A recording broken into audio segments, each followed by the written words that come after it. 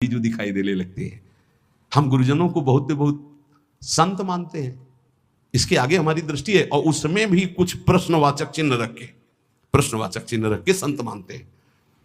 अगर हमको ये साक्षात भाव आ जाए कि मेरी लाडली जो मेरे गुरुदेव के रूप में है, तो निश्चित समझो कुछ ही दिनों में आपका परिवर्तन बहुत जोर से हो जाए। इसलिए कहा गया गुरु ब्रह्मा गुरु विष्णु गुरुदेव महेश्वरा गुरु साक्षात परब्रह्म तस्मै श्री गुरुवे नमः।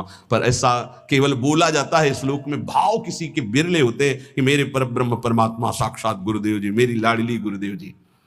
तो अभी कपड़ा केवल कल बदला है, कुछ ज्ञान नहीं है। महापुरुषों की सभा में आसन दिया जाता है, चौड़े में आके बैठ जाते हैं, ऐसा नहीं होना चाहिए। गुरुजनों की, बड़े जनों की जहां आसन मिलता है, उस आसन को माथा रखकर प्रणाम करके समेट कर बैठा जाता है। उसे समेट कर रख दिया, हाथ जोड़कर बैठ गए। इस परीक्षा होती है कि आप कितने योग्य उपासक हैं।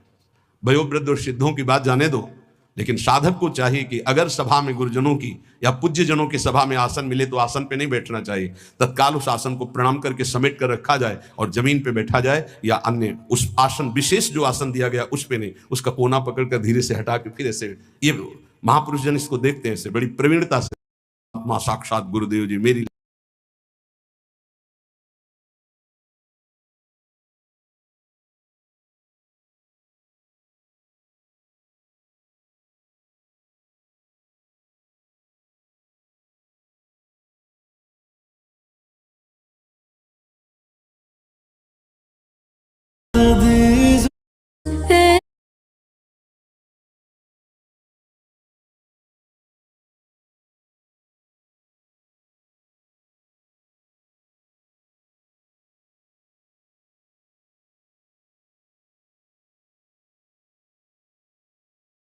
जब गुरुजन हंसकर बात करे तो तुम बहुत गंभीर हो जाओ, आज कृपा की वर्षा हो रही।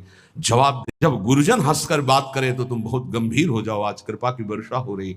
जवाब, जब गुरुजन हंसकर बात करे तो तुम बहुत गंभीर हो जाओ, आज कृपा की